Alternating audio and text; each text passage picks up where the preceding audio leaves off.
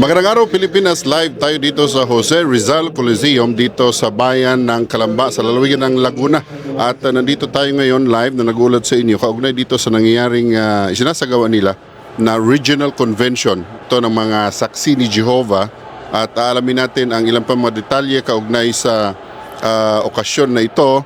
At makakasama natin si Ginoong June Zapata ng siya ay tagapagsalita ng mga saksi ni Jehovah dito sa Pilipinas, no? Ginoong June, magandang araw po sa inyo. Magandang araw, Nefi, at saka sa mga taga-subaybay ninyo. Pakisabi nga dito kung ano ang nangyayari ngayon dito sa inyong lugar at anong inaasahan natin. Nasa ikatlong araw na kami ngayon ng Regional Convention dito sa Jose Rizal Coliseum, Calamba City. At sa pagkakataong ito, nanonood yung mga audience ng isang inihandang video na nakakapagturo base sa Bible. At inaasahan sa araw na ito, marami ang patuloy na daladalo sa tatlong araw ng convention na ito. Saang lugar ba nanggagaling ang mga delegado ninyo dito sa convention ito? Kasi alam natin, sa buong Pilipinas ginaganap ninyo ito, nakakover na rin kami ng mga nakaraan. So particular dito sa Calamba, saang mga lugar ito nanggagaling? Merong 4 na convention ang mangyayari dito, 4 weekends, nagsimula ngayong linggong ito, at ang mga delegates manggagaling ng Laguna, Cavite at saka Batangas. So inaasahan natin ilan ang total ng dadalo dito, sabi niyo pangatlong araw na ngayon. Ngayong araw na ito ng pangatlong araw ng convention, inaasahan natin na baka umabot ng mga 6 or 7,000. Pero yung final talk nitong convention na ito ay ini-stream siya sa iba pang 15 conventions ngayon sa Pilipinas.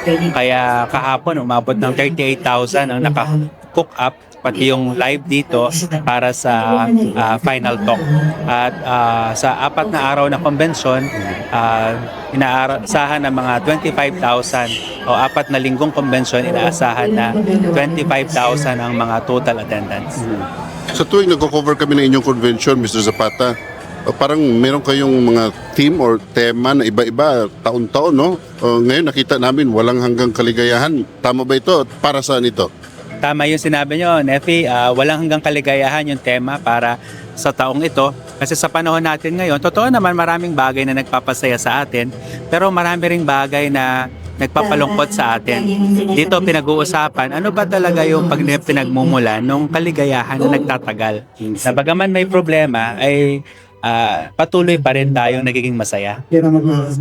So, na-mention nyo kanina, parang may video na pinapanood. Actually, ngayon, may mga video tayo na papanood, tapos may speaker din.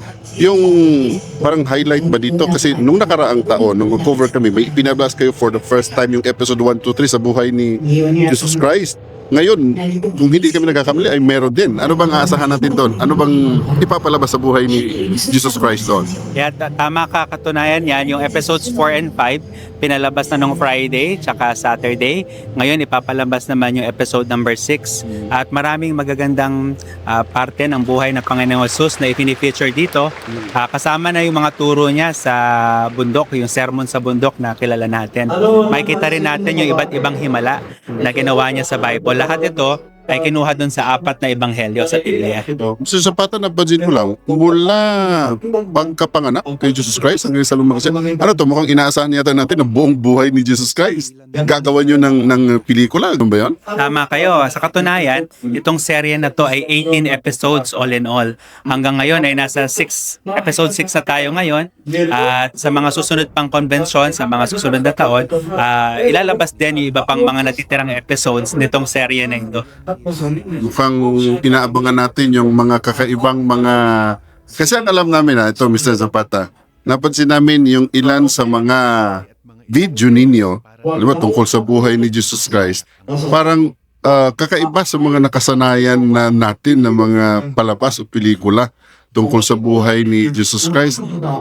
Bigyan mo nga kami ng highlight na maliban doon sa sinabi mo sa sermon sa bundok mo na isinadula, parang gano'n, no? Meron pa ba kaming aabangan na parang hindi pangkaraniwan na sa buhay ni Jesus na ikukwento doon sa pelikula? Maganda yung sinabi nyo, Nefi. Katunayan yan, ang isang unique feature nitong serye ng drama na ito tungkol sa buhay ni Jesus ay talagang kinuha ito word for word sa ulat sa Ebanghelyo. Kaya hindi nagdagdag ng iba pang script dito, hindi nagdagdag ng iba pang mga scenes. Kung hindi kung ano mismo yung nandun sa apat na Ebanghelyo, yun mismo yung kinapture dito sa serye na ito. Sige, ito pa yung karaniwang tanong na na-encounter namin kapag nag-cover kami sa inyo. Kasi karaniwan, pag isang kilalang organisasyon, reliyosong organisasyon, pinamumunuan ng isang kilalang tao, no? Halimbawa, yung Catholic, sila, yung Papa, di ba? Mga Protestante, iba rin, at iba pa na mga religion. Sa inyo ba mga Jehovah's Witnesses, meron kayong kilala na nag-iisang namumuno din sa inyo?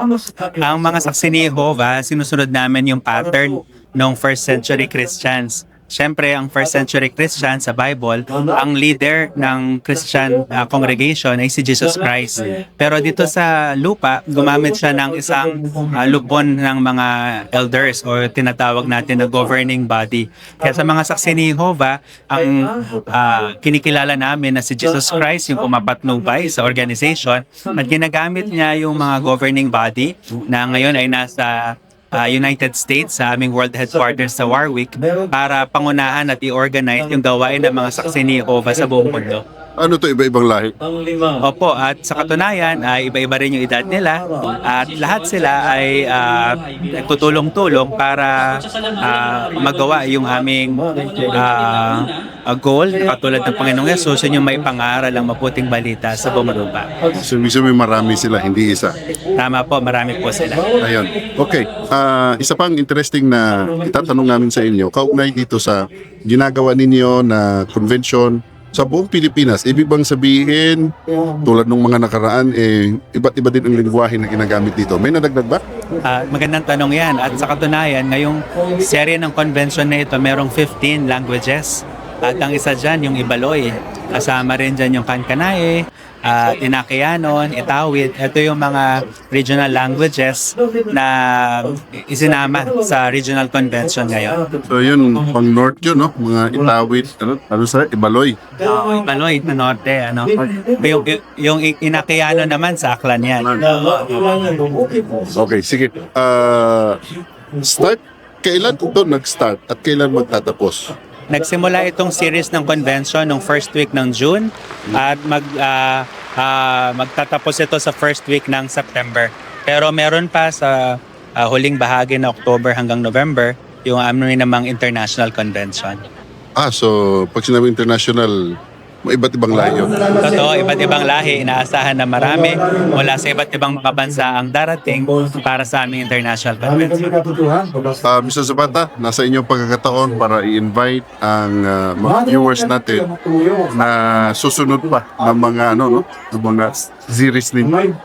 Aming naanpitahan ang aming tagapakinig na samahan kami sa 3 araw na regional convention na may paksang walang hanggang kaligayahan o eternal happiness. At ito ay pinag-aanyaya namin sa mga tao sa iba't ibang location sa buong mundo at pati dito sa Pilipinas.